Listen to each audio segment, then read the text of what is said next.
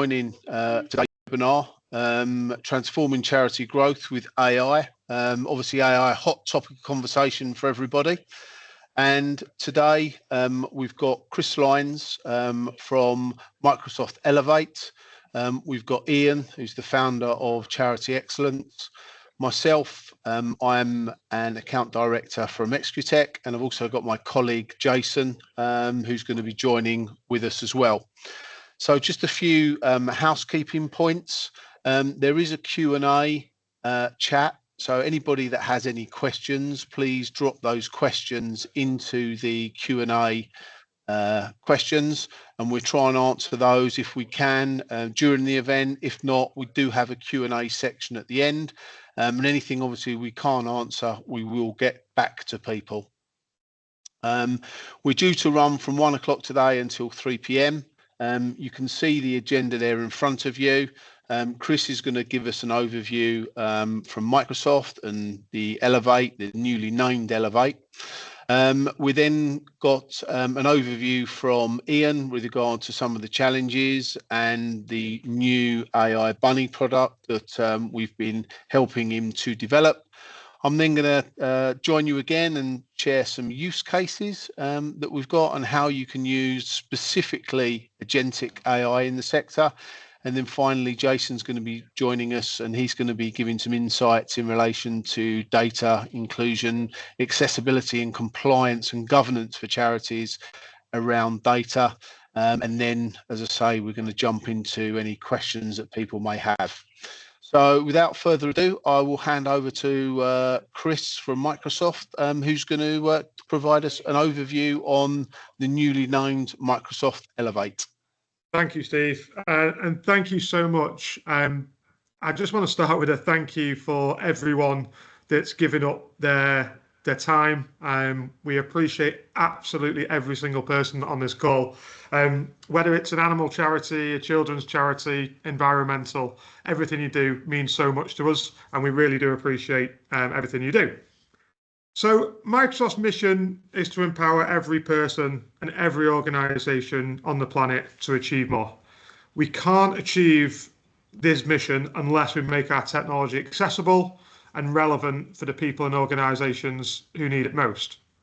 My name is Chris Lyons. I work in our Microsoft Elevate team, and I want to spend some time today just to tell you about what we're doing. I've spent every moment of every day over the last 4 years working with amazing nonprofits across the globe, solving some of the world's most pressing issues. And the best thing about it is I've got hundreds of partners such as Excutech that love phoning me up to tell me about the great work that they're doing as well. It's an honor today to be here and talk to you about the new team I'm now a part of within Microsoft, which is Microsoft Elevate, which brings together non-profits and educational institutions to accelerate their learning and achieve their missions. Microsoft Elevate is going to be focused on the benefits and the challenges that you face in the world. We're all about putting people first, and this effort builds on a 50-year journey that's focused on helping people and organizations adapt to and benefit from advances in digital technology. At Elevate, we are committed to a future where AI supports economic growth, improves the life of people, including at school, at work, and in your personal lives. And we will do that by bringing together the power of AI to those communities, organizations such as yourselves on the call, and educational institutions that are serving communities all around the world. And so how will we do this? It's one organization. It's one big organization, Microsoft Elevate. And our technology supports with donations, with sales into schools and colleges and nonprofit organizations. And it brings together 8 years of building.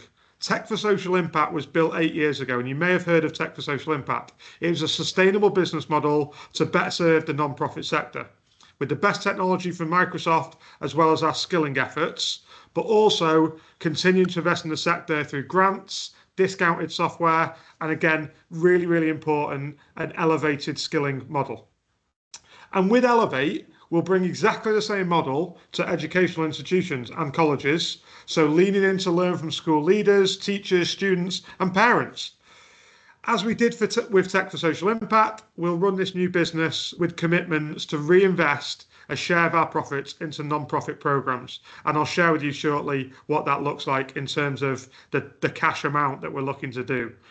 But the only way that we can use this technology to enable change is if you guys know how to use it. We understand there's different levels of understanding and technical ability within your organizations, and we need to start at the very front line right through to the technical to make sure your workforce can navigate this AI economy. And we'll also be partnering with policymakers to understand what's going on from them people to make sure we influence all across the globe and at local and national level to make sure we're doing the right thing. It's all about putting people first, and you'll hear me say people, people, people a lot today, and I'm sure that Ian that follows me will do as well. But we're committed to the creation and use of AI that serves humanity and respects fundamental human rights. And these are all guided by our responsible AI principles. That's empowering people with skills to thrive. We're investing in people, institutions, and ideas that will ensure that AI serves absolutely everyone. We're partnering to drive economic success and opportunity, and we're building the next generation of opportunity that will take all of us on this journey.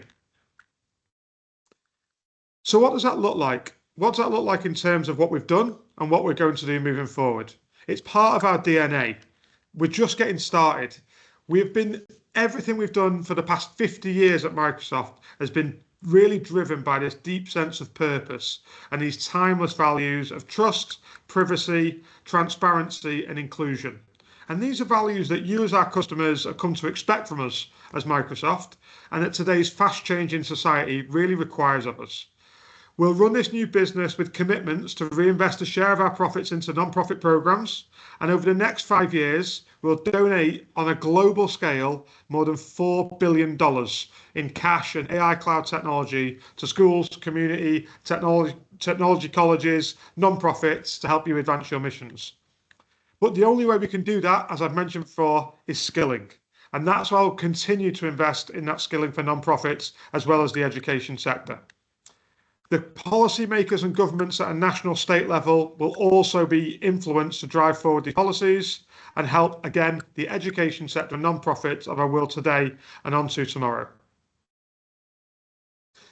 You'll start to see this phrase a lot from us at Microsoft and from our partners, but we're entering this new era, one where AI can reason, adapt, and solve problems in extraordinary ways. And as leaders, the challenge ahead is clear. Prepare your organizations for an AI-enhanced future. The shift is being driven by the rise of this digital labor, which is giving way to a new kind of enterprise, new kind of organization, the frontier organization. These organizations look fundamentally different from those of what we know today, built around on-demand intelligence and powered by human AI collaboration. They scale faster, operate with greater agility, and unlock value at unprecedented speed. So as I speak today, I want to talk to you about how you can start on that mission to become Frontier and how we can help you set up success or accelerate that journey if you're already on it, hopefully. So this new reality, one which AI can reason and solve problems in remarkable ways, we know it as on-tap intelligence. It's going to rewrite the rules of this sector. It's going to rewrite the rules of every sector and transform knowledge work as we know it. And organizations such as yourselves today must navigate the challenge of preparing for an AI-enhanced future, one in which agents will have an increasing level of capability over time that humans will need to harness as we redesign the non-profit sector and the organizations that you work in. Human ambition, creativity, ingenuity will continue to create this new economic value and opportunity as we redefine work and the workflows that go on within your organization. There's a new organizational blueprint that's emerging, one that blends machine intelligence with human judgment, building systems that are AI operated but human led. As with the Industrial Revolution and the Internet era, this transformation will take decades to show its full promise and involve broad technological, societal, and economic changes. But frontier firms and organizations, they're already taking shape. And within the next 2 to 5 years, we expect that every organization will be on that journey to becoming one. So, As we look at the non-profit sector, what is a frontier non-profit? It's an organisation that's evolving its digital maturity to leverage AI across 3 phases. And these 3 phases I just want to touch on today. 1, human with assistant. That is AI that's helping individuals perform existing tasks faster. I've seen a lot of AI note takers join this call today, for example. Then we've got human-led agents, number 2. And these are agents that are joining teams as digital colleagues under human direction. And then finally, we've got human-led, agent-operated. These are agents that are autonomously managing workflows, but again, with human and people oversight.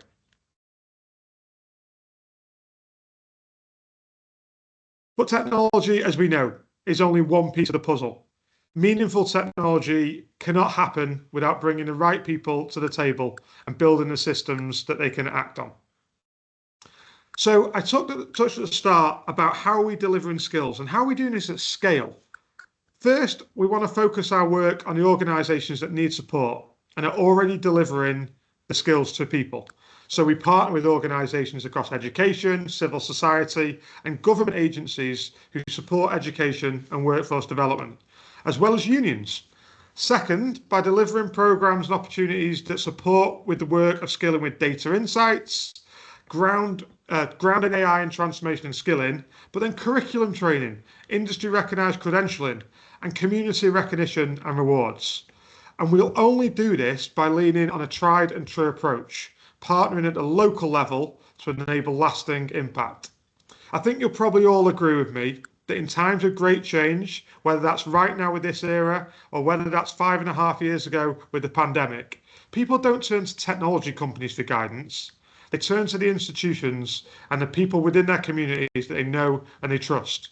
Teachers who've taught them, union leaders who've fought for them, and non-profit workers who know their struggles. When we combine the deep community knowledge with AI's potential, that's when real breakthroughs can happen. So I'm really excited to talk today about the Elevate Academy and the skilling that we're going forward with. These partnerships represent the kind of work that we'll do over the coming years together. And as we wrap up and I hand over to Ian, I just want to leave you with a few actionable next steps to help you continue your journey with AI in the non-profit space. First, I would recommend this fully. Scanning this QR code and downloading our AI toolkit is phenomenal. It's got some amazing resources.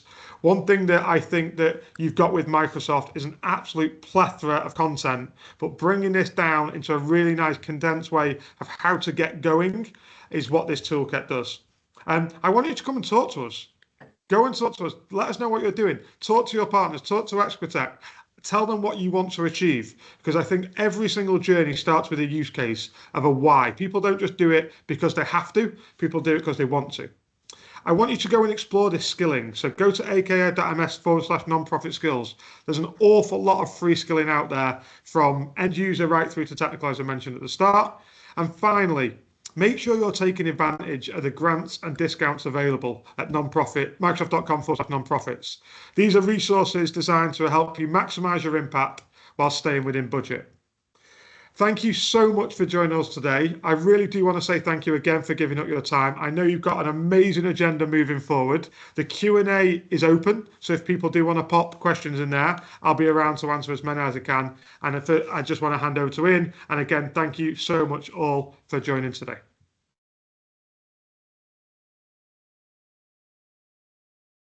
Okay, I'm on.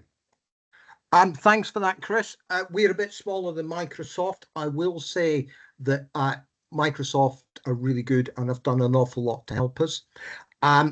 We're also being followed by people who actually really do understand AI in a way the likes of me don't. So I need to keep this fairly short. I'm going to explain to you about the bunny, why we need it, and what it does. The nitty-gritty of actually using it, we've got a web page for the bunny, and I will be doing training sessions as well. So you don't need to worry about that. He is live. You can go and join him whenever you like. Why does this matter? Right. We tracked fundraising resilience. It crashed in COVID. It took 6 months to recover. It crashed again in late 22 with the cost of living exercise. It took 7 months to recover. It crashed again in mid-2023 following our 1 billion funding cut report. That time it took 11 months to recover. Are you getting the drift? If you look at 2023 and you look at the autumn financial statement coming up in 2025, funnily enough, the economic and global circumstances are pretty much the same. We are concerned that we could be looking at another crash. Me, because I'm always after money and stuff, I'm looking around and going, where are the opportunities of the sector? What can I get that will move us forward? And AI is it. I can't see anything else. So AI, yes, it does bring these big challenges, but actually AI offers us an awful lot of benefits. There is no opt-out. There is visible AI you're using, there's invisible AI that you're using and you don't know you're going to use it. The scams and the slop and the deep fakes and all that stuff, it is coming. So I ain't doing AI. The answer is AI will do you. There are very real risks, but they're manageable if you know how to do it. We're also concerned about digital moats because I rant a lot. I've been banging on about these since post-COVID. Cancer Research, who are actually a fabulous group of people, threw something in excess of 10 million into digital transformation last year. This is AI, and this is about fundraising.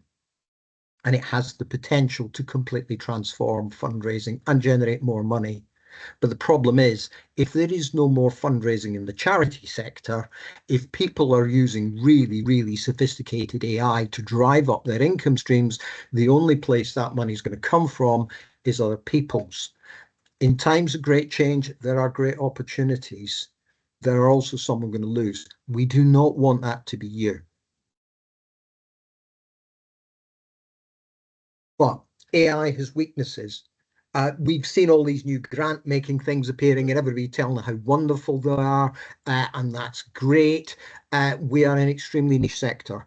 AI struggles getting its head round what we are and who we are. The sector's data is poor. AI is no better than the data it's running on. Our data is extremely poor, it's fragmented, it's not good. And AI, oops, I've just lost my presentation. Could we get presentation back? That'd be great.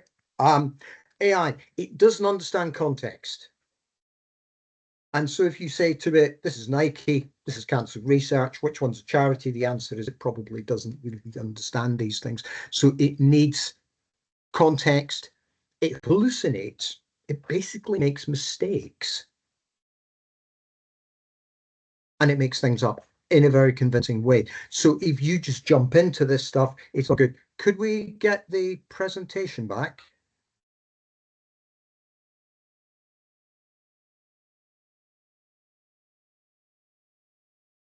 Okay. We haven't got a presentation. I will just keep going. So also we've got issues around things like data. We don't want to share data with things like ChatGPT and LLMs because that means we can't share things like beneficiaries or finance or HR. And there are increased security risks coming in the round. There are big risks coming from what's out there, and we need to think about that. There are also the issue of ethics. There is bias within certain systems, and we know about these. There are issues around inclusion. People are digitally challenged, or English is second, you know, they can struggle to get in. And then there are environmental issues. People like Microsoft are doing things like moving to water-cooled data centers and issues like that and redesigning software. But the bottom line is things like ChatGPT burn large amounts of energy. So this is where the design with the bunny is coming from. We have to deal with all of these, both us. Ah, we're back. Excellent. Thank you. Just what I needed. A lot of charity bashing, yeah. So I've got a slide. So where is this new system coming from? My focus is little guys. I'm Scottish. I come from a poor working class family. I've got a chip on both shoulders. I'm a balanced guy. But for larger charities, we need to think about this too. So for us, we're using AI to enable the people who are pushed to the back of the queue to get in And this kind of customized AI is also really, really good because instead of asking big, long, complicated analysis, and can you go into the CRM, can you do all this? People like your chief exec can log in and you just chat to it and ask it questions. So that customized capability, agentic AI works independently. It can answer questions that you can't.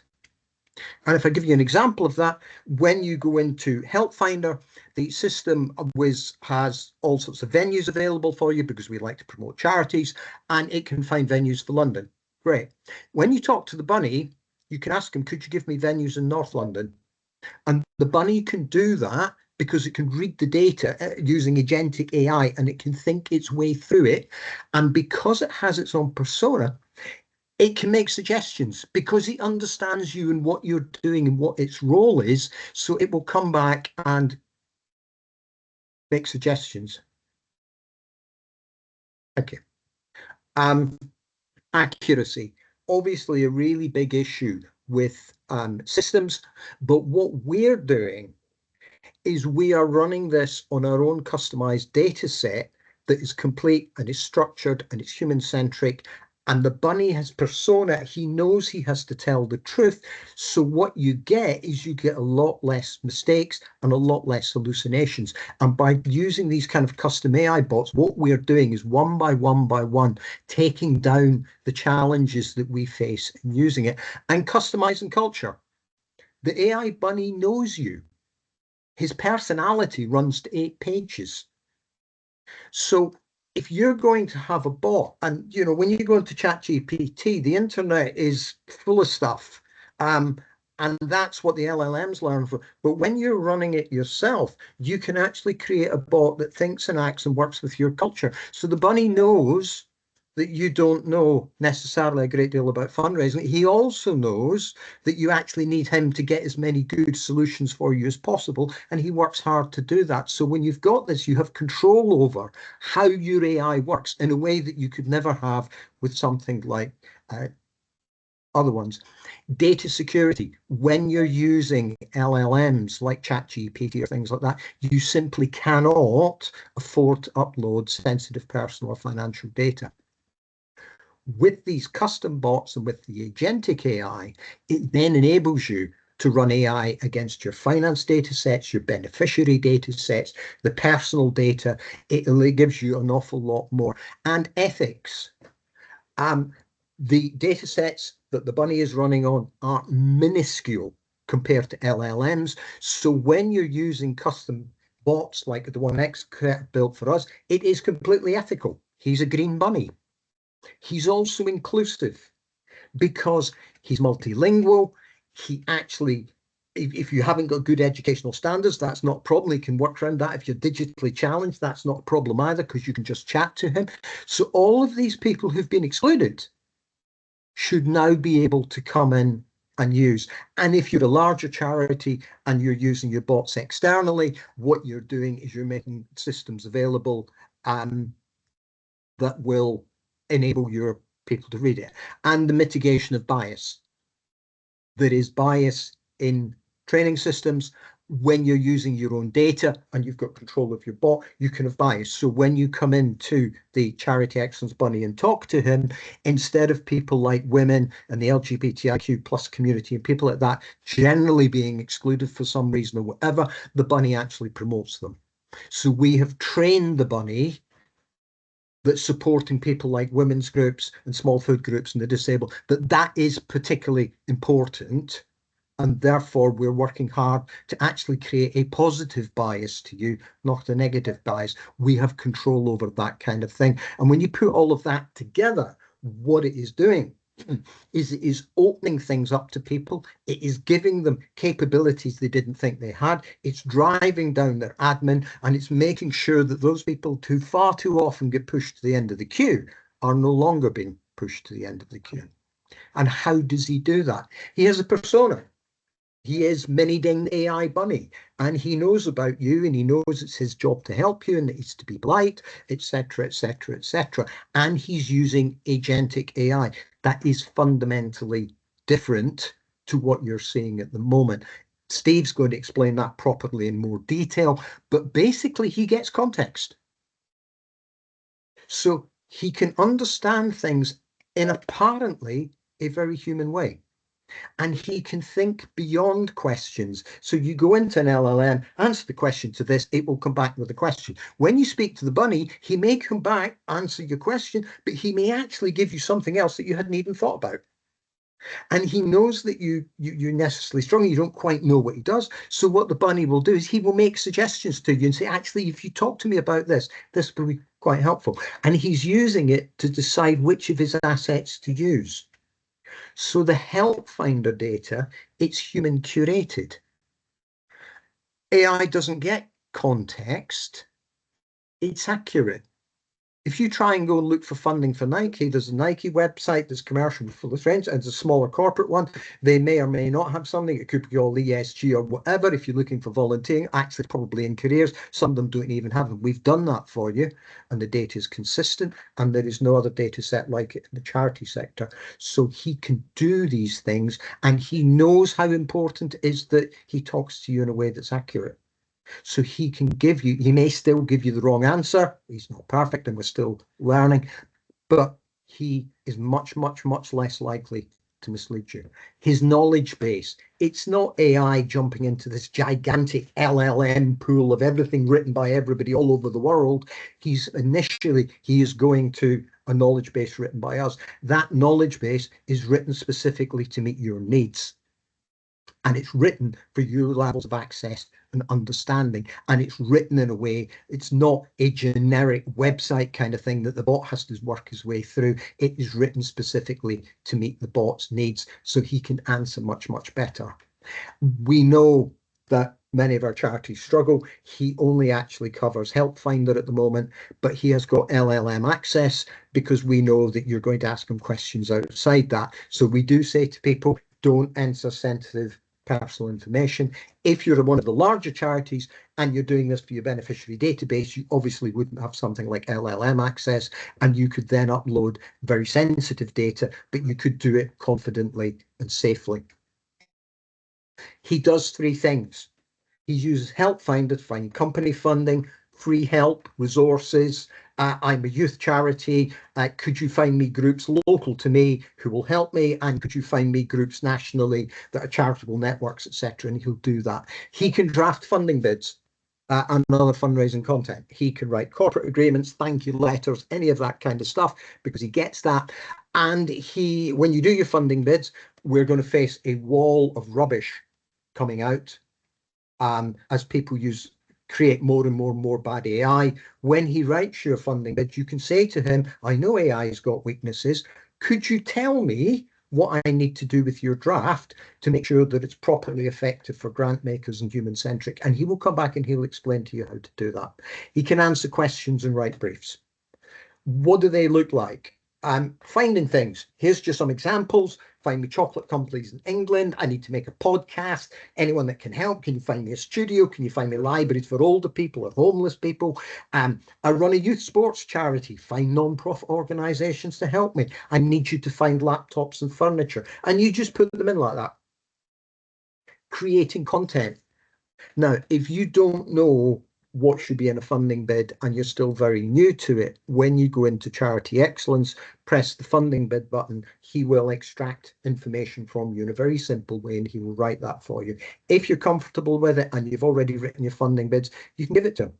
Please review it. Tell me how I could make this funding bid better. Please reduce it by 20%. Here are details for my funding bid. And here is a killer funding bid my mate gave me that was worked really, really, really well. I want you to draft me the funding bid with my information, but I want you to follow the style and template of this one. Here is a corporate funding agreement. These guys have given us Charity of the Year. I'm really not sure if this is compliant with fundraising regulator or whether it's good enough. Could you please have a look at it and tell me what else really needs to be in there to make that well?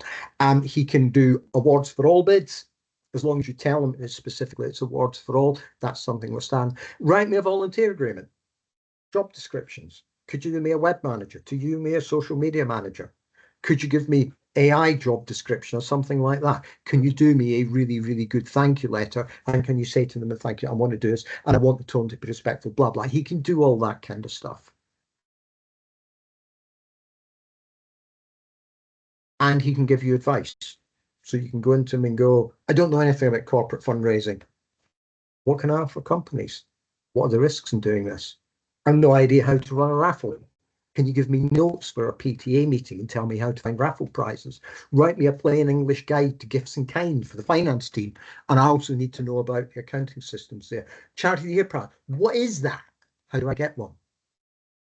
And how can I find a celebrity for my charity? So you can ask them all of these questions. Nikki, I need to share screen just to quickly show people. I have got 6 minutes left. Can we share? So if you just share from your side what you want to do, you can actually take control at the top on the left-hand side.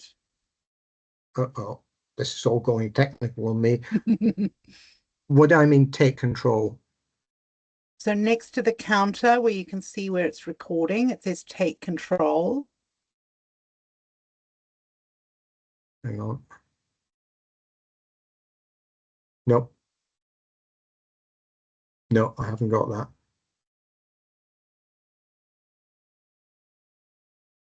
I'm trying Sorry, to do it. It's not working. Hang on. Ian, if you take your presentation, if you show it on your screen, if you click presenting teams.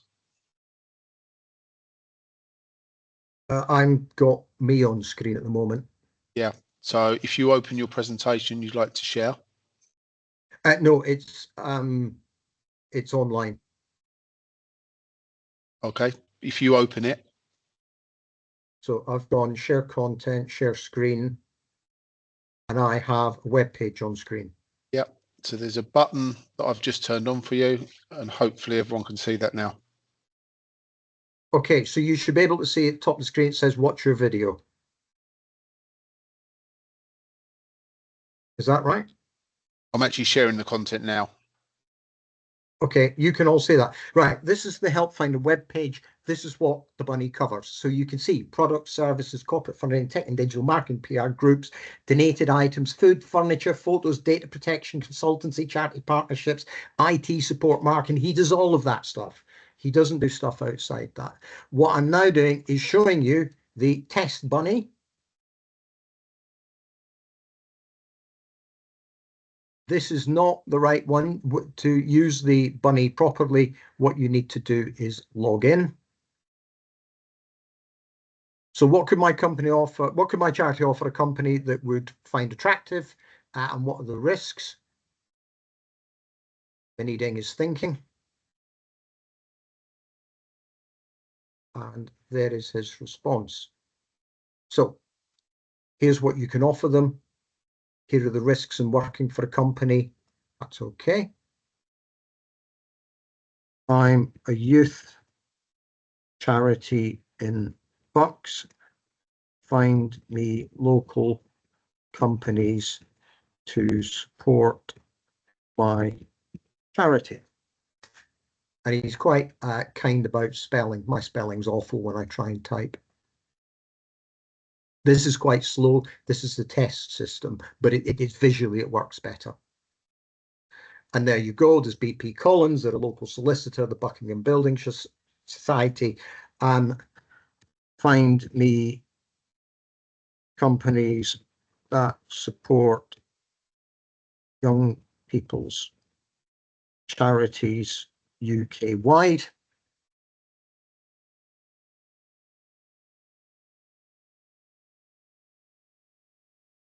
And you can ask them this in any way. You can ask them for health charities, hospices, cancer charities. You can ask him for breast cancer charities and he will go looking for them. He can't find enough because there are only 4.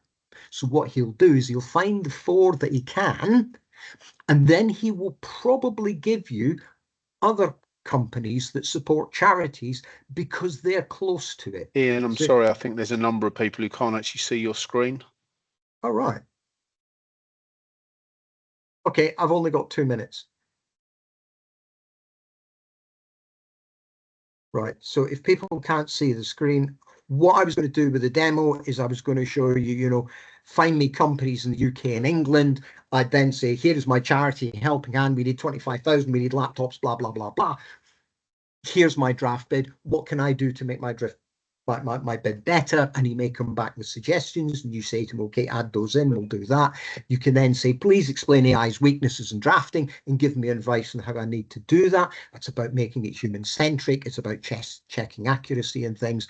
Then find me a launch venue for at least 50 people in London, ideally one run by a charity for young people, or maybe a sports facility. So what he'll do is he'll then go and look at London. He will look for sports and young people, and if he doesn't have enough for all of those, he'll go and give you other ones. And then can you give me charities or networks that would be able to support me either locally in Bucks or maybe London or any other nation or nationwide? And so what he would do at that point, he comes up with things like Community Impact Bucks. He comes in with Bucks Community Foundation and various other ones. There were a couple in London for volunteering, and then he comes out with nationwide ones, and he gives you a list of about half a dozen local, half a dozen in the London area, half a dozen nationally, and you can back and say, give me some more, or actually I was looking for minority charities or anything like that. That is exactly 1340, which is where I'm supposed to finish and hand over to Steve.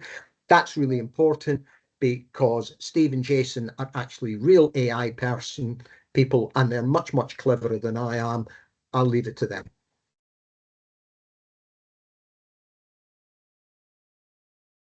Thank you, Ian. Let me just reshare the deck.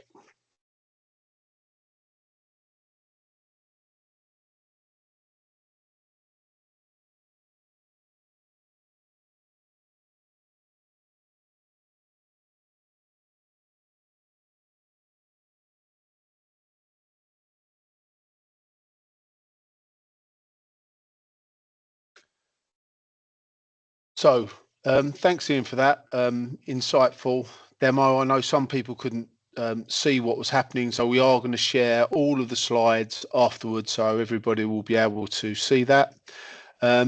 Before we dive into use cases of how you can use agentic AI, I'd like to take a moment to look at the different types of AI that are out there.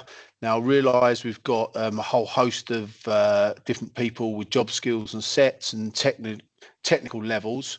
So what I want to do is I just want to give you an understanding of the difference between some of the generic AIs that you may have seen and why agentic AI is something new and generally transformative for charities. So traditional AI is task-based and it's reactive. So most of the AI tools that you've heard about, like ChatGPT, Copilot, or smart assistants, they fall into a category of general AI. These tools are reactive, so they wait for you to give them a prompt or ask them a question before they respond. They're single task focused, so they help with writing, summarizing, translation, analyzing, but only when you ask. They don't learn from your organization's history or adapt to your goals unless you manually train them. They are useful, but they're almost like tools in a toolbox. You have to know what you want, you've got to pick up the right tool, and you've got to use it yourself. We've then got agentic AI. So agentic AI is proactive, it's adaptive, and it's goal driven. So agentic AI is a step beyond. It isn't just a tool, it's more like a digital teammate. So this type of technology, it's proactive.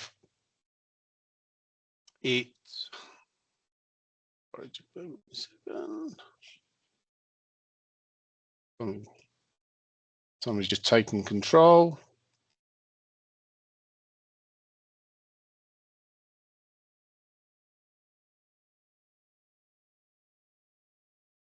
Sorry, just somebody taking control of the screen now. So it's proactive. So it doesn't wait for instructions. It takes initiative based on your goals. It's multi-step capable. It handles complex workflows, not just one task, but it can handle a series of actions. It's content aware.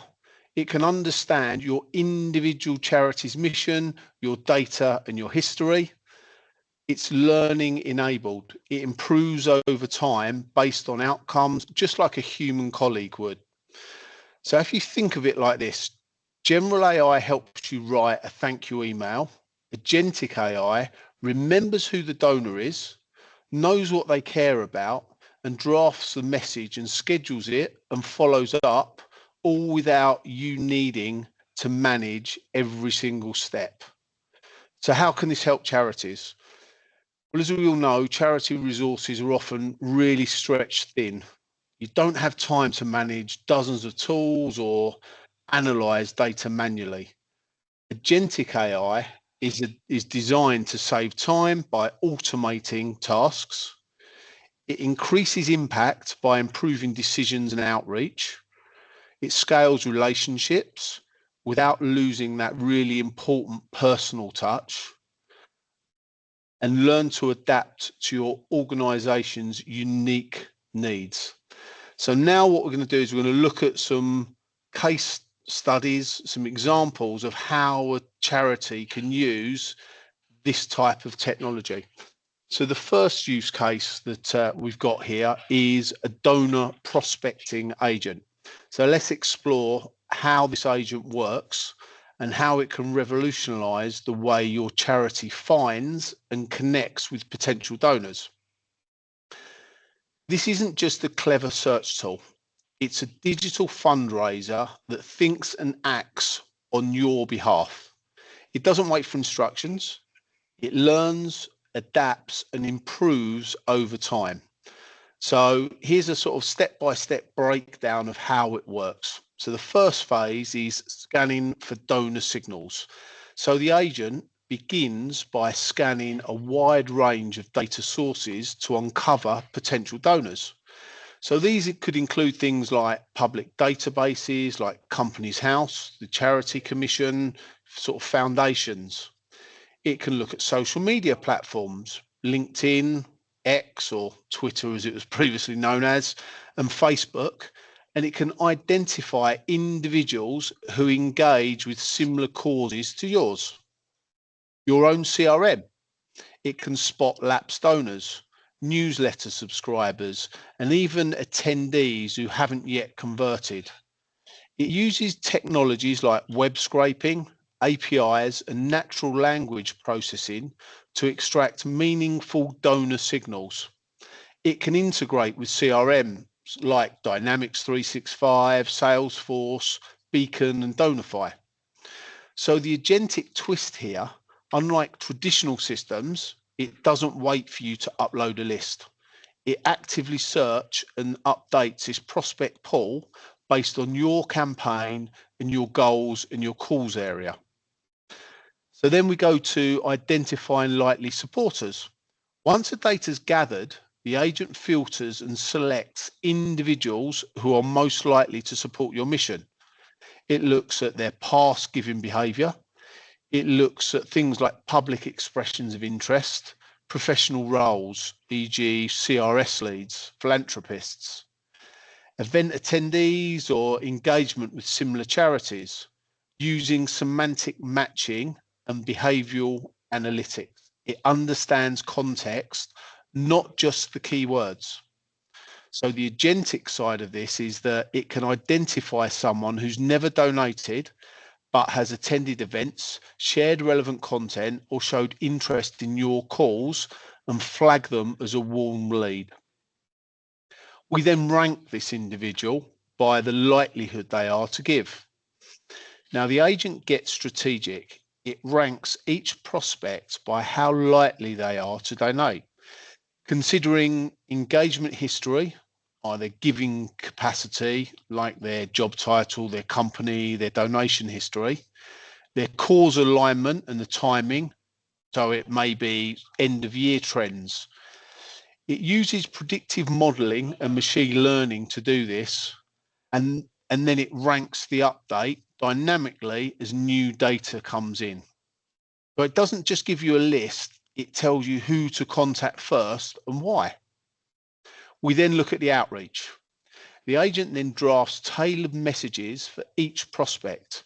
These are personalized to the donor's interest and history and written in your charity's tone of voice. They're not generic. And these are meant to resonate emotionally and drive action. So, for example, hi Sarah, we notice your support for youth mental health initiatives. We'd love to share your impact, how it could grow through our work at Charity. Hi James, as someone who's attended our community events, we thought you'd be interested in our upcoming campaign. It uses generative AI trained on your past successful communication. It integrates with tools like Outlook, MailChimp and Digital. We're looking to try and automate this process. So it adopts the format and tone based on what is most likely the most engaging for each individual, whether it's a warming email, a LinkedIn message, or even a prompt for a handwritten note. And then you have the following up automatically. So finally, the agent ensures that no opportunity is missed. It sends out follow emails, it sets a time, and it flags scheduled meetings with high potential donors. So this is the first example. The second example is a grant application agent. So an agentic AI can become your charity grant writing assistant. So I've already seen a number of notes in the chat where grant applications have been rejected because they're too AI focused. Using this type of technology, this will make it bespoke to your organization rather than the generic types of AI responses that you'll see in things like ChatGPT. So agentic AI can become your charity grant writing assistant, scanning, drafting, and learning to help you secure funding. So this isn't just automation, it's a goal-driven digital colleague that understands your mission, adapts to your needs, and improves with every application. So phase one, scanning for the opportunities. The agent continuously monitors public and private grant databases, government portals, sector-specific funding sources, so you don't have to. Again, it uses tools like web scraping and APIs and natural language processing to extract the relevant grant details. It won't wait for you to search. It proactively builds and updates a list of opportunities based on your charity's focus areas, whether that's youth, mental health, environmental, justice, or just community outreach. It then checks the eligibility. So what does it do? The agent compares the grant's criteria with your charity profile, things like location, size, calls, area, and income. It then uses rule-based logic and semantic matching to assess the fit. It flags grants you're likely to qualify for and filters out the ones that you aren't a match for, saving hours of manual review and avoided wasting effort. We then go into the drafting phase. The agent generates a first draft of your application tailored to the grant's requirements and to your charity mission. It uses generative AI trained on your past successful applications and sector-specific language to make it bespoke for your organization. It doesn't just write it generally, it adapts the tone, the structure, the content based on what's worked before, and whether it's a formal bid for government or a heartfelt pitch to a local foundation. Then it learns from the outcomes. After the submission, the agent tracks whether the application was successful, rejected, or needed revision. It uses reinforcement learning and feedback loops to improve future drafts. It evolves just like human grant writer.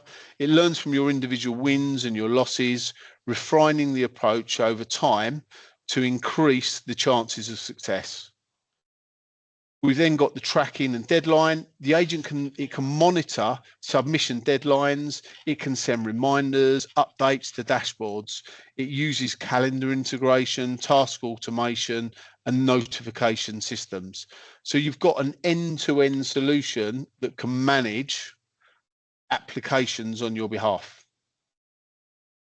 The next example that we've got is a campaign optimization agent. So lots of fundraisers, and I know there's a lot on the call, can often rely on experience and instinct to shape campaigns. But what if you had an agent that could analyze every single past campaign, spot what worked, and suggested improvements? That's what this particular agent does. It reviews your emails, your social media, and even your event data. It identifies patterns, and then it can run A/B tests all automatically. It learns from each campaign, adapts its strategy. You don't need a data analyst. You need an agent that acts, learns, and improves. So the first phase would be reviewing past campaigns. The agent begins by analysing previous fundraising campaigns to understand what's worked and what hasn't worked. The data it uses can be email open rates, it can be click-throughs, donation conversations, social media engagements, things like likes, shares and comments, event attendances, registration data, everything you have. It can be integrated with platforms like MailChimp, Digital, Outlook, Dynamics 365, Facebook, LinkedIn, etc., etc. It doesn't wait for you to ask. It proactively pulls in this data, identifies patterns, and builds a performance profile, giving you insights before you need them. The next phase is identifying what's worked and what it does. The agent compares campaign elements to uncover what truly drove results, not just what looked good. So an example of what it analyzes: subject lines that led to donations, social posts that triggered engagements, event formats that converted attendees into donors. And the agentic twist is that it doesn't just report it, it interprets, it understands what success looks like for your charity, and then it adapts the analysis accordingly. So the third phase is suggesting new strategies. So based on what's worked, the agent recommends improvements for future campaigns. So an example of this may be try sending emails at 7 a.m. instead of 3 o'clock. Engagement is 40% higher. Use donor stories in your next appeal. They perform better than statistics. So the agentic twist is not just a dashboard, it's a strategist. It gives you actionable advice tailored to your audience and your goals. So phase 4 is then the A/B testing. So the agent automatically creates and tests different versions of your campaign and messages. And then examples may be, in a subject line, help us today versus your impact starts now, to call to action buttons, a donate button versus join mission, an image versus no image. It runs these autonomously, tracks the results, and applies the learning to future campaign. No data analyst required. And then the final phase is the optimization.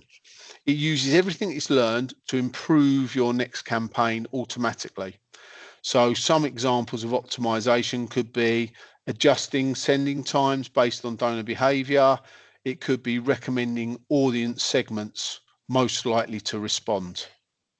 So it evolves. Every campaign makes it smarter, and it doesn't just repeat what worked, it adopts to what's working.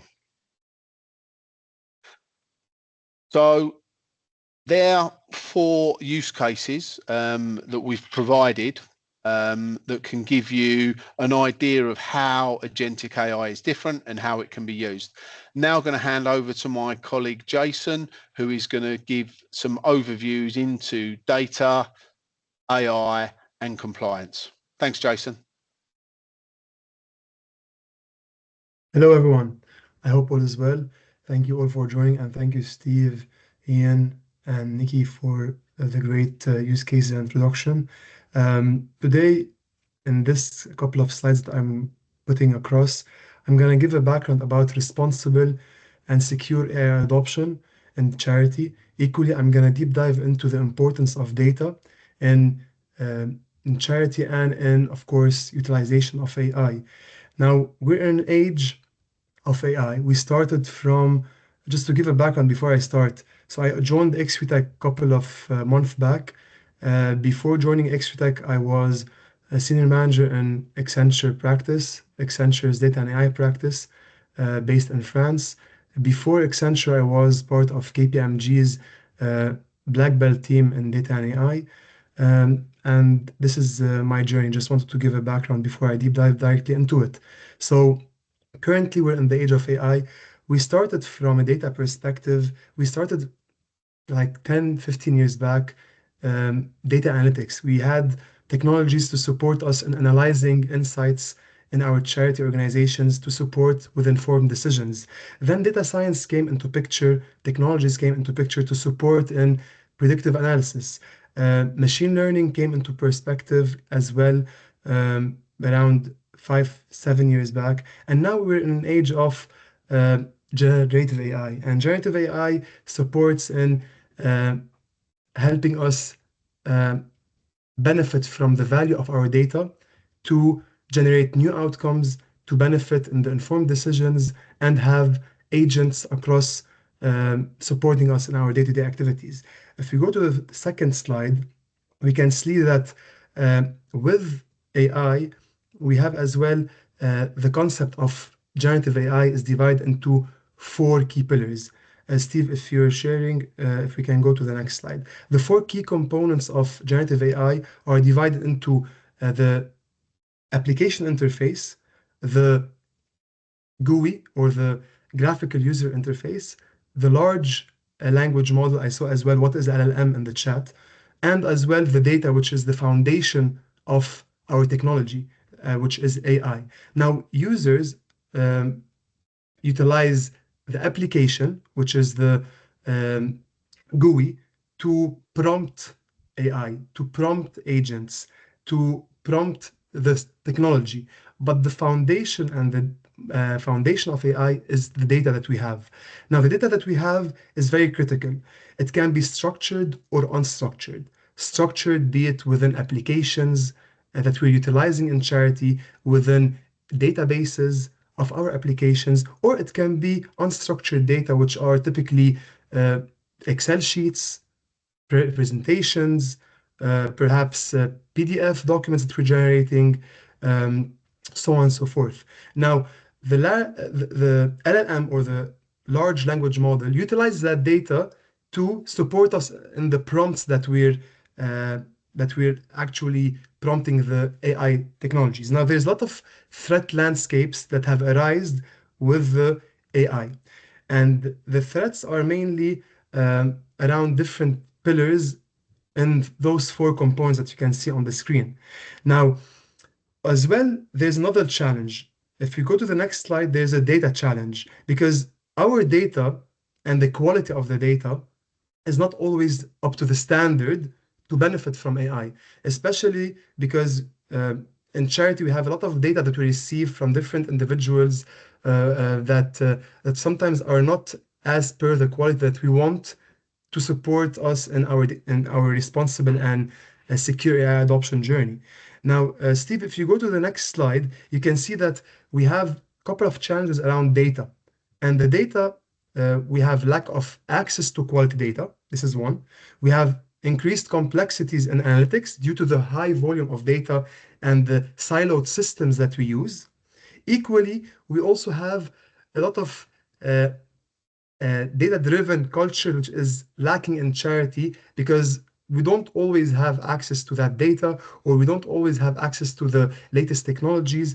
But if we deep dive into as well the benefits that AI will give us in the following slides, you will see that having a single source of truth within the charity is key. And I'm going to talk about that in the coming slides. If you go to the next slide, please, Steve, I also want to deep dive into a couple of important areas in generative AI for charities around the limitations, the risks, and those are around bias and fairness. Sometimes imagine AI taking decision on our behalf in charity of who should of who should be of who should have this actual service, or choosing the donor, for example, and choosing that donor based on a specific gender or based on a specific being unfair in the decision. Equally, having unreliable outputs, having workforce disruption, and of course, ensuring that our data, which is confidential by nature, personal information of our employees, of our customers, are properly protected while utilizing AI. So responsible AI is key, and those 5 components are important to keep into consideration.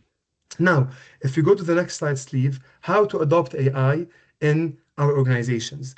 And it's important to keep in mind that there's a proper strategy that should be in place. There should be a proper strategy to guide us in our execution of our AI journey. And AI technologies can be divided into 3 pillars. Either out-of-the-box AI technologies, such as Gemini, ChatGPT, Copilot, or they can be developed using build your own Gen AI technologies or composable AIs, such as Azure OpenAI or AI Foundry. Now, there should be a proper plan. There should be a proper readiness, be it from the data perspective, be it from the infrastructure, be it from the security, be it from compliance. It's important to know as well that there's a journey towards reaching a fully fledged, responsible, and secure AI adoption. And if you go to the next slide, Sleeve, this will help us just imagine the end goal. What you see here is a condensed slide with the AI readiness, the AI implementation, and the post-AI deployment. Now, this doesn't take time because of the assets that are there from both the charity organizations, the Equitech, Microsoft, because they are ready to use assets which help us in strategy and governance, in having the right culture and adoption, having the right center of excellence for AI adoption, having the right security measures, having the right user onboarding toolkits, and of course, the protection towards the right compliance and the right privacy by design for protecting personal information.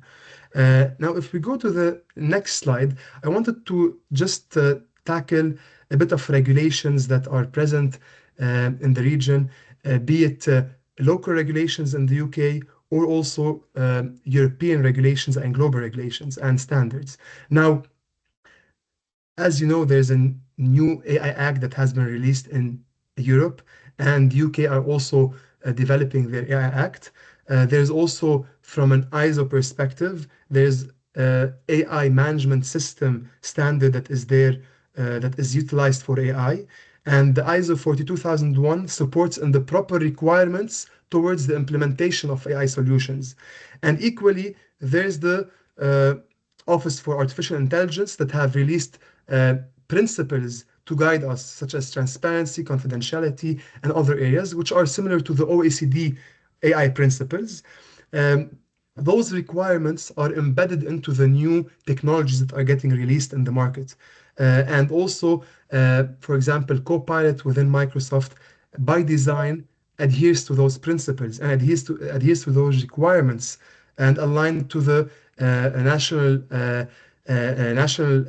crime agencies and the cabinet and the National Cybersecurity Office's requirements, like Cyber Essential and Cyber Essential Plus. Now, something which is important to keep in mind, if we go to the next slide, Steve, and I need your support as well to route me through the discussion. So there are different AI particulars in the market currently, be it Microsoft technologies, be it non-Microsoft technologies, be it if we go to the next, okay, so let's stop here. So we have AI particulars, which are divided into SaaS applications, which are ready-to-use applications such as Copilot, such as Gemini, ChatGPT, non-Microsoft solutions, and there are AI-developed solutions that are currently as well can be developed as part of your ecosystem. Now, the most important part over here is the data. Having a single source of truth, a data lake or a data warehouse to get all the sources of your systems that you are currently using, be it from third parties, be it your own HR solutions, your own CRM solutions, your own charity solutions, having them all into one single source of truth to support in the proper analytics and to support in the proper AI readiness. Because AI solutions, to be properly executed, they have to train from a source of data. And that data has to be properly structured in a proper quality and having the proper data readiness. Now, having a single source of truth is important, but also having the proper data governance, which entails data cataloging, data quality, and other bits which are tackled within a technology called Microsoft Purview, for example.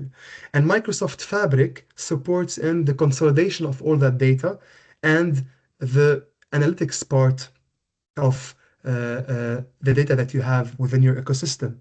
Now, as well from a security and compliance perspective, if we go, Steve, to the security and compliance part, you can see it's divided into managing your identities, managing your devices, managing your applications, managing your security stack, managing your data protection. Now, data protection is divided into personal data protection, which is tackled with the GDPR or the UK GDPR and the data privacy jurisdiction requirements.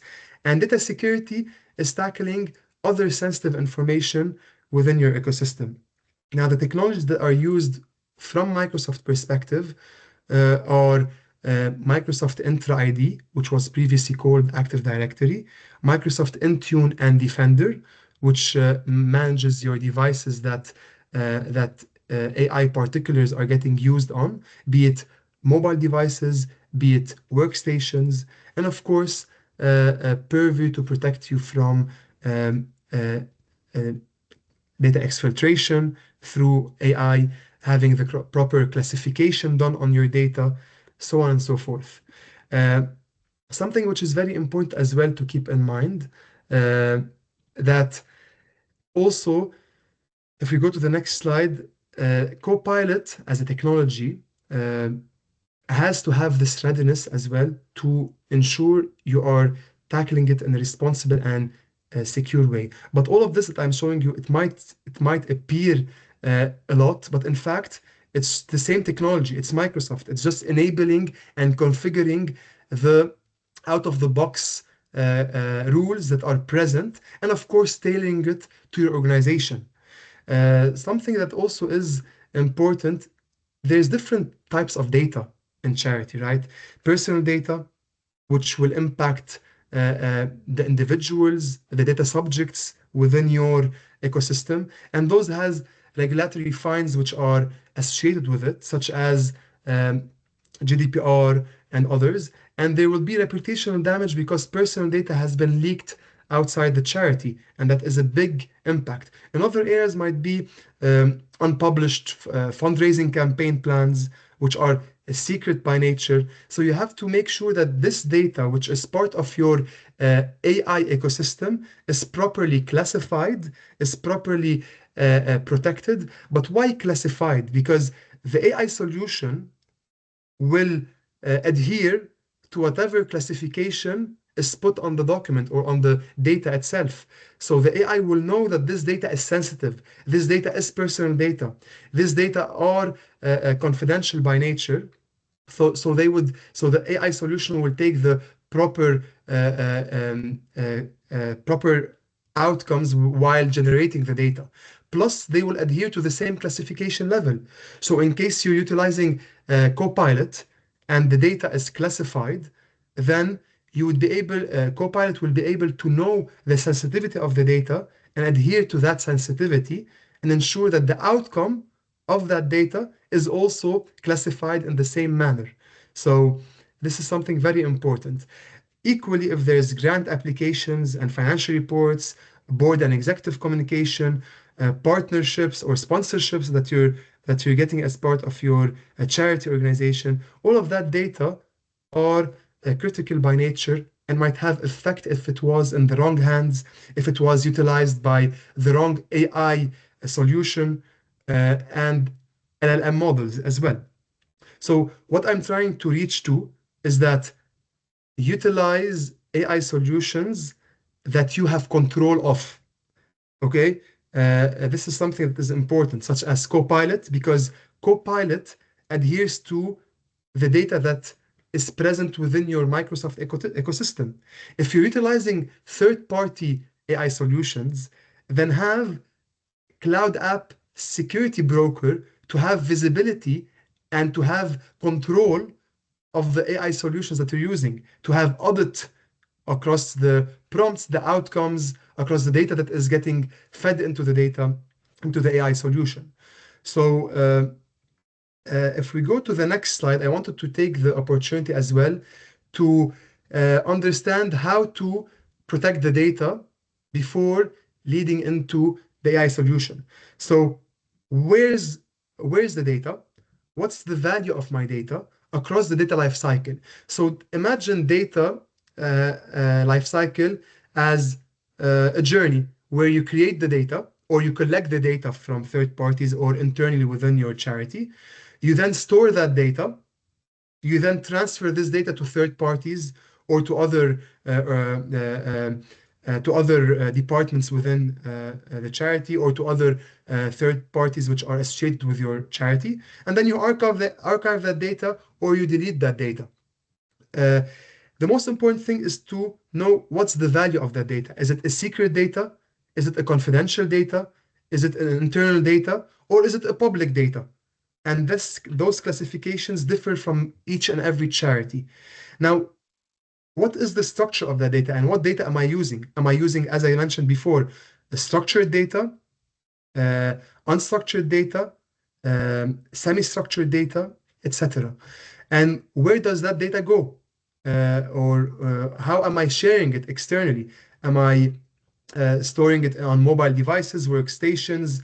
Am I storing it on servers? Am I storing it on SaaS applications, software as a service applications, so on and so forth? And also equally, what's the threat associated with that data? So in case there's a threat of insider risk, where someone from the charity or someone associated with that charity leaking that data outside of the organization and going back to as well a couple of information types that I talked about, unpublished fundraising campaigns, grant applicants, which are confidential, financial reports, research and program data that are sensitive by nature, so on and so forth. And then how do I protect it? I can protect it either through organizational controls, no need for technical controls.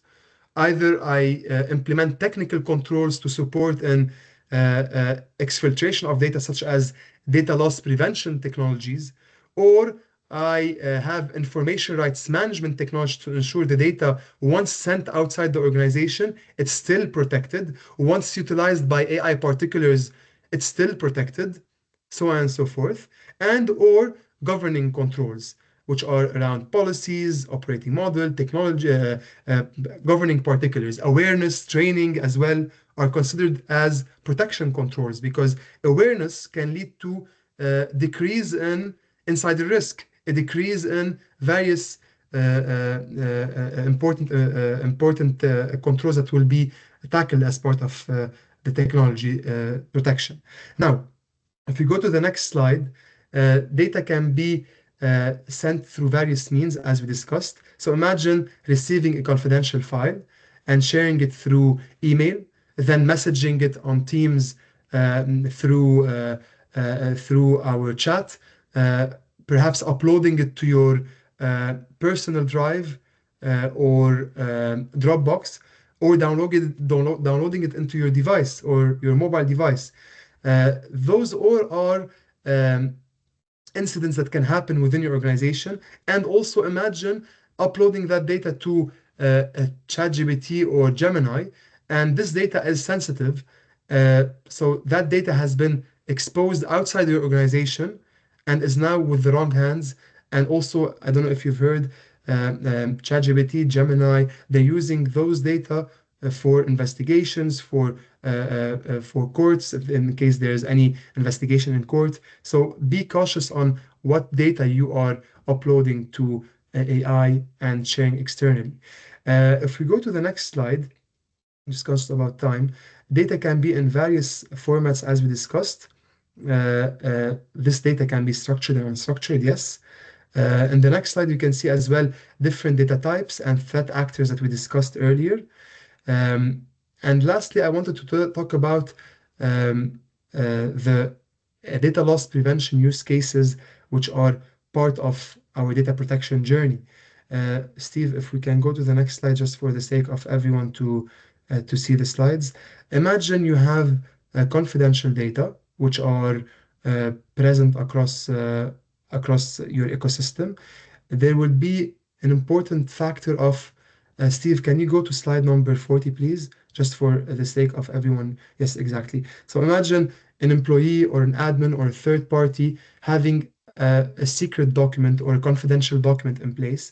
If we share it outside the charity, be it on an AI particular, be it by email, be it by any channel, then that data can be sent by email, and that data will be blocked because it's a secret document. This use case can be protected through a technology which is called a data loss prevention solution. And imagine the same thing in an AI particular, sharing that data outside the charity through Gemini or through ChatGPT, and that data can be blocked or notified to make sure that the users know how to use that data in the right way. The same for other classification levels, confidential, internal. Some of them will be allowed, some of them will be notified, some of them will be blocked, some of them might be encrypted to protect the confidentiality of that data. So just make sure you protect the data and you understand the value of the data that you're using before uploading it to AI particulars. Steve, from my side, this is what I wanted to tackle in a nutshell. Just be cautious of the utilization of the data that you're using on AI particulars, and ensure that there is proper awareness training within the charity and with the third parties you're working with to have a proper, responsible, and secure AI adoption journey within your charity. Steve, you're on mute. Over to you. Thanks, Jason. Ian, I know a number of people didn't get to see the demo of the bunny. I don't know if you wanted to share your screen and just try that again so people could actually see the demonstration. Okay, I can have a go.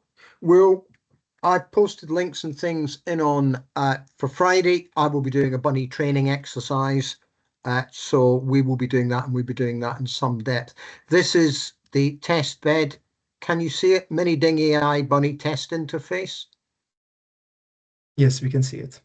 I can see that. Brilliant. Okay. Well, there, Ian, I think we're getting a deluge of people that can't see it. No. An issue. Okay. Not a problem. And as I said, on Friday 26th, I'm having my monthly AI webinar, Charity Excellence webinar, and we're following that with a 3/4 of an hour bunny training, and I'm going to repeat that on the 8th of October. I've dropped the links into the chat, and I've also dropped the link into the web page that explains how to use the bunny, and that web page also includes details of those webinars, times, links, etc. Ian, if you had a link to that, did you want to email me a link and I can share it on the screen and you can then show it to everybody? Yeah, can do.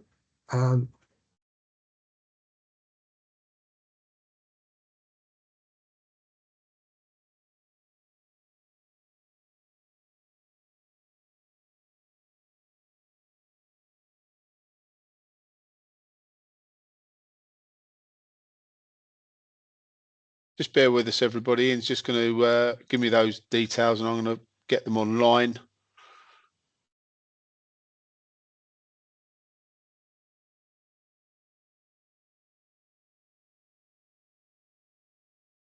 Perfect. Sorry, I've sent you details of the bunny. My fault. This is I've just sent you the Azure test bed. But I won't be able to type things into it if you're sharing. You will, Ian. I'll give you hopefully I can give you control. Let's give it a try, see if we can get it working for everybody.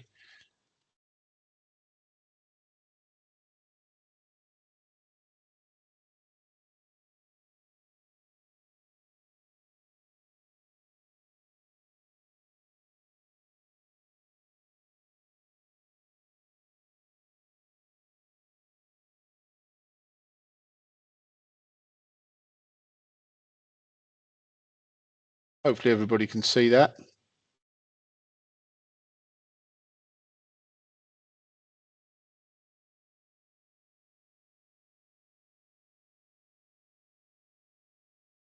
No, I don't think people can see that, so I don't know why that's not showing. Worth another try, though. Yeah, no, it's fine. As I said, on Friday, I will be taking people around Charity Excellence. I will then spend 3/4 of an hour specifically on the bunny, showing people how to use it, explaining how to them to do that. And I will repeat that on the 8th of October if anyone wants it. You just need to go to the web page that I pasted. It's in I'll do it again.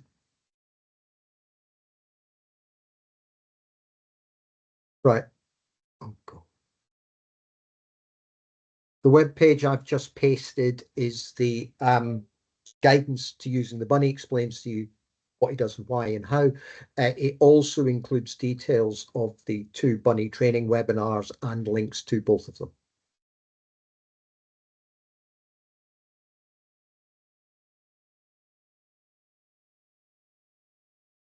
Yes, we are too poor to afford a booking system. So what you're getting is the Teams link. You just need to create a little event meeting in your diary and drop the Teams link into it.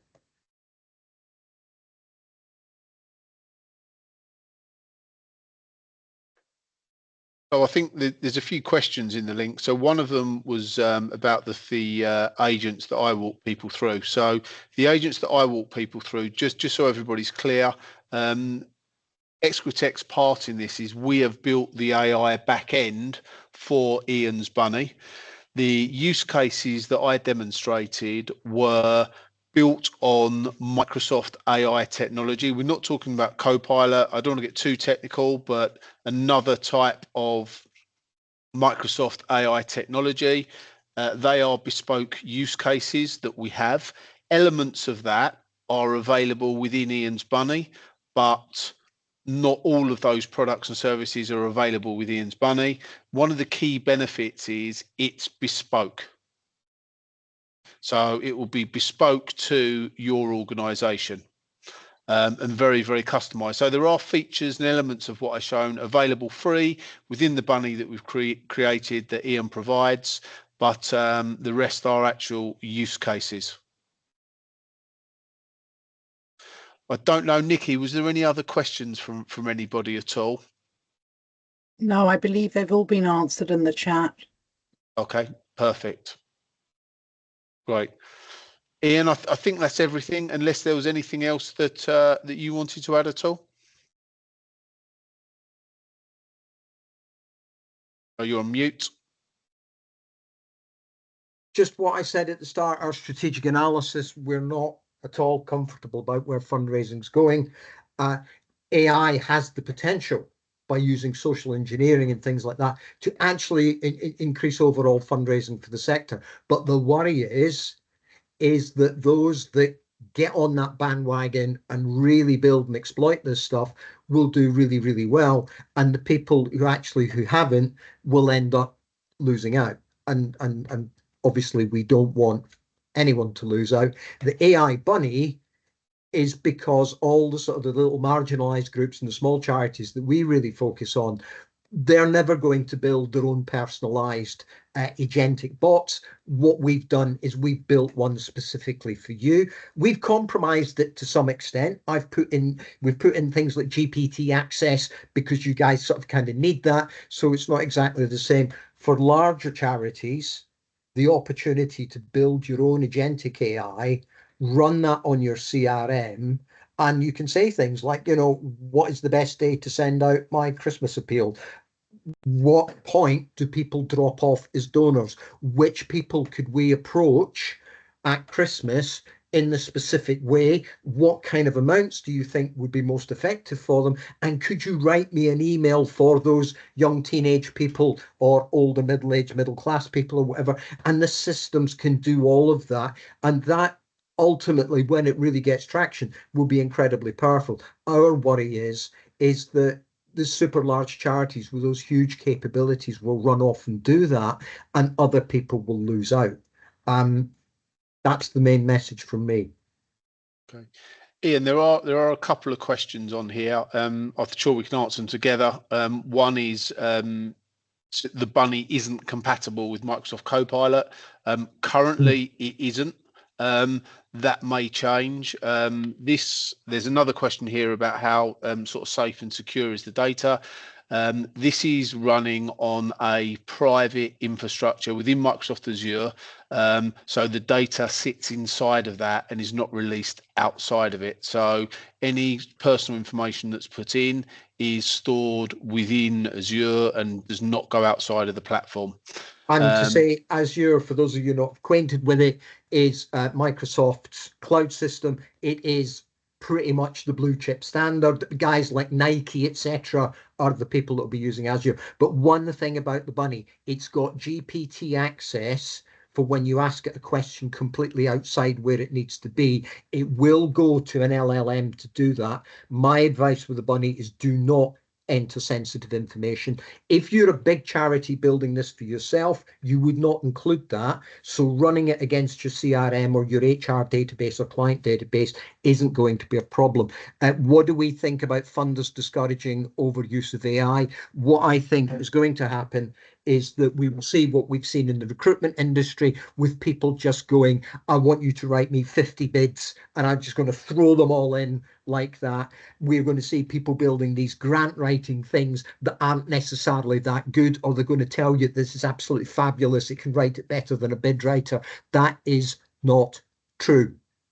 I built the first bid writing bunny in the sector in 2023. This agentic bunny built by Steve and Joseph, that we have to need to say thank you to, who's in France, who's very, very smart man, is much better. The bunny cannot write a better funding bid than a human being. And when you talk to the bunny will give you advice as to how you as a human being can make this bid really, really good. What I think may well happen is there will be a whole landslide of dross bad bids, and bad bids are bad bids, whether they're written by AI or anybody else, and that funders will get a knee-jerk reaction to that, and that they will begin to throw them out. But if you follow the bunny's instructions and you review your bid in the way he tells you to and bring your humanity and your insight to it that he cannot, your bid will be really, really good. What's happening in recruitment is people are going, here are 20 jobs I really, really like. I would like you to write me a job application for this one, done, send it, this one done, send it, this one done, send it, this one done, send it. And it's just like a wall of spam of job applications that have overwhelmed many of the recruitment agencies, who are now much more going back to face-to-face. I think we're at risk of seeing something similar in the charity sector. Yep. Thanks, Ian. Somebody's asked how much are the plans. So what I've shown are use cases. This will depend. There aren't fixed plans. Because it's built on Microsoft Azure, any charitable organization is entitled to free credits. I think it's about $1,500 US per charity, free subscription to Azure. So everything is customized. It depends on what databases you'd like to connect your data to, how much you're going to use it, who's going to have access to it. So everything would have to be customized. But there are some free credits towards this from Microsoft that you could use to run and build such an application. Another question we've got is, can you run these agentic agents from D365, or do you need bigger data solutions? So long as there is an API, which is literally a doorway into your data, you can connect these agents to your data, and they can then access, review, and look into the data that you're holding. Another question, how do we get access to the tech? I've put my email address in there. You can either reach out to me directly, reach out to Ian. I'm speaking to Ian all the time, and we can give you some help, advice and guidance, and tell you what you can do from a very small scale to a very large scale. Is this free, and is bespoke data safe? So Ian's Bunny, the services that we've provided, that's all free and available. I've already mentioned that the data is safe. There's a thank you for you there, Ian. Right. And someone's saying you will have, if you use AI over time, you will have to pay. We've been running AI since 2022. It's free. The agentic AI Bunny is free, and the reason it's free is that the guys at Exquitech have done absolutely everything off their own backs, and they have charged us not a penny for it. So you are getting the kind of cutting edge agentic AI they're building for big blue chips, and you are genuinely getting for absolutely nothing. AI, once you move to things like premium, yes, you will have to pay for it. If you're a larger charity and you want to build agentic AI, yes, you do. It's like anything else. But if you're running a CRM and paying a load of money for your CRM, and you're now back and dated, you're still spending a load of money. If you buy an agentic thing on with your CRM, it's part of the cost of doing business. If you want those benefits, you will need to fund it. The exception is the small charities. You get it for nothing, thanks to what Exquitech have done for us. Ian, there's another question here for you. Somebody's asked, what are your thoughts on people overusing AI for bid responses? Is that submitting bids? If you mean submitting bids, bad bids are bad bids. So if you just say to the AI, just write me a bid, I don't really give a stuff, and then you send it in and you bombard people, spamming people with poor quality bids has never, ever worked. Spamming them with AI generated poor quality bids isn't going to work any better than that. Quality always counts, and at a time when there are huge challenges and such challenge around securing trust funding, high quality bids are now more important than ever. And what the Bunny is doing, he's not able to do the humanity and the insight and the passion that you bring. He can't do that. He's tech.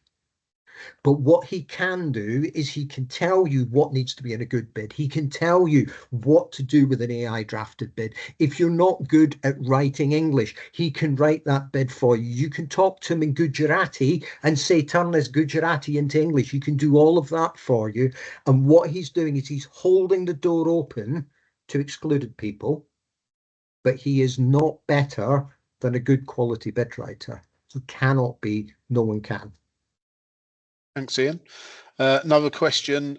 So the material you put into the Bunny isn't fed into responses that could be sent to others like ChatGPT. So just to confirm, all of the information is held within Microsoft Azure. One of Microsoft's commitments is that your data will not be pushed outside of the environment to teach language models. So your data that you put in is safe and it's not exposed to anybody else. With one exception.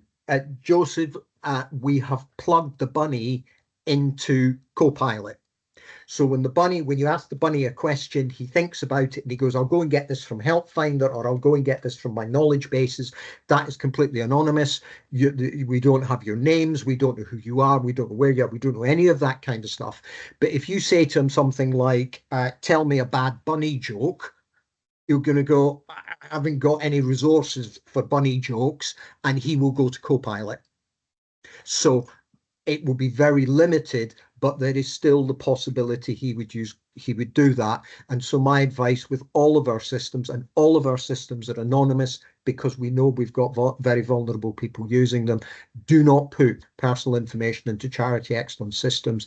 It's just we want to keep you completely safe.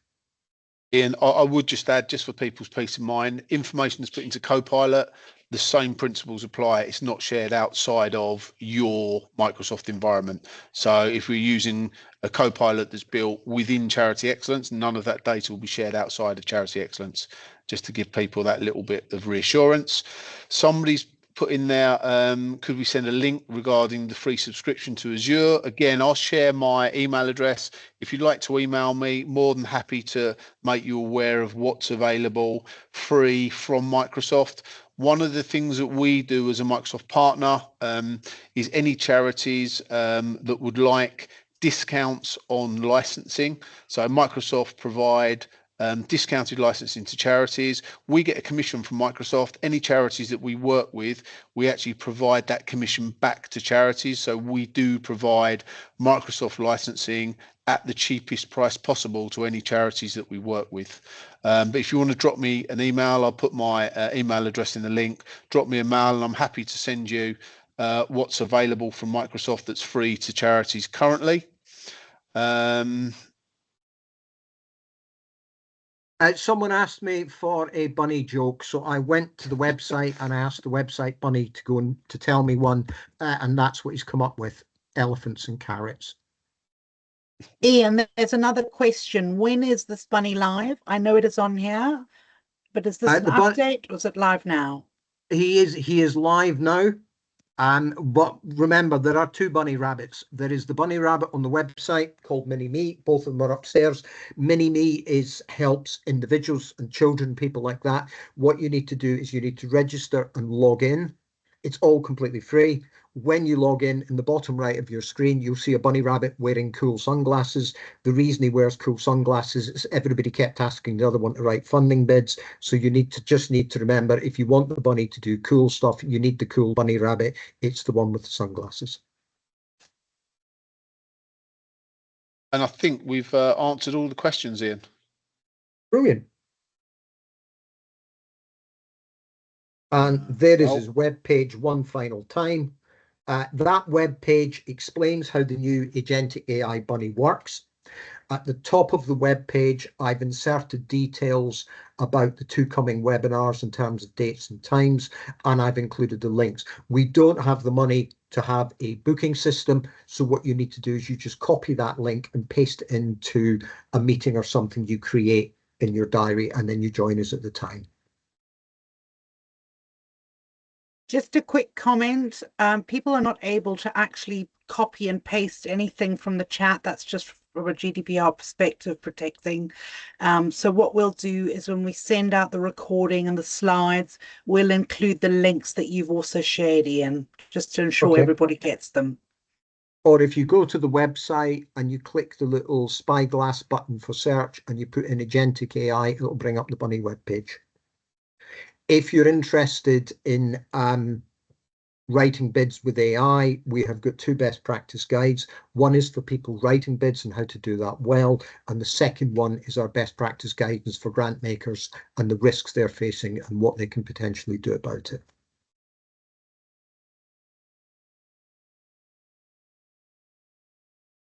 Brilliant. Well, I think that's all the questions answered. So really just a case of thanking everybody for attending.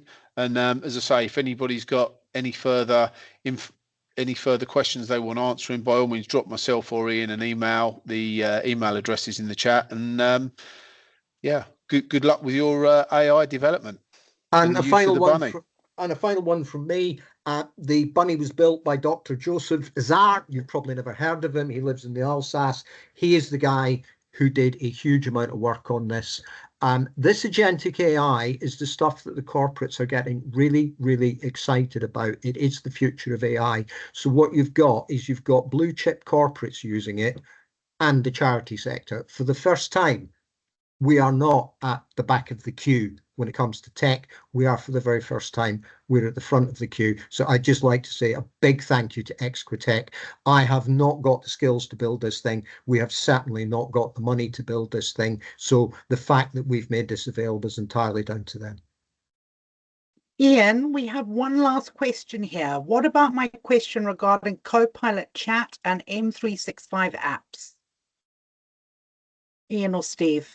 You know what the question was, Nikki? I can't see the question. I can just see the question about the question. So whoever typed it, can they pop that back into the chat, please? Yeah, the bunny is not integrated into either.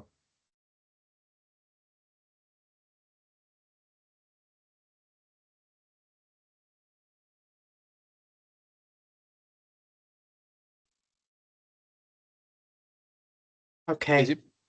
There was a question about Copilot Chat and M365 apps. Whoever posted that question, if they wouldn't mind posting it again, happy to answer it. Okay, no, question was, okay, so you're using Copilot Chat. So Copilot is integrated within the Microsoft applications.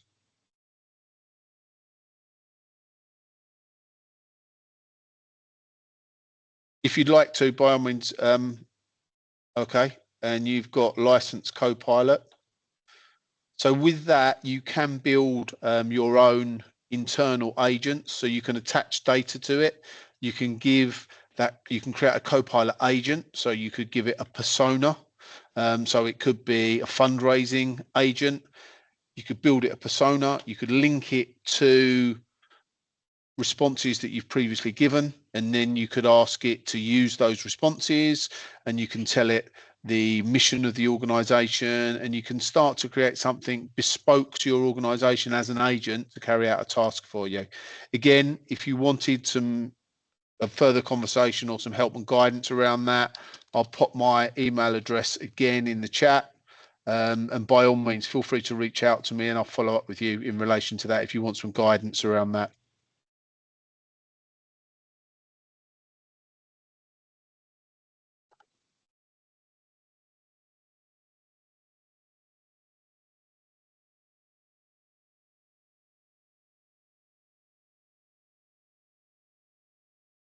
I'm not sure the difference between the bunny and the rabbit. There's a bunny on the website and there's a bunny in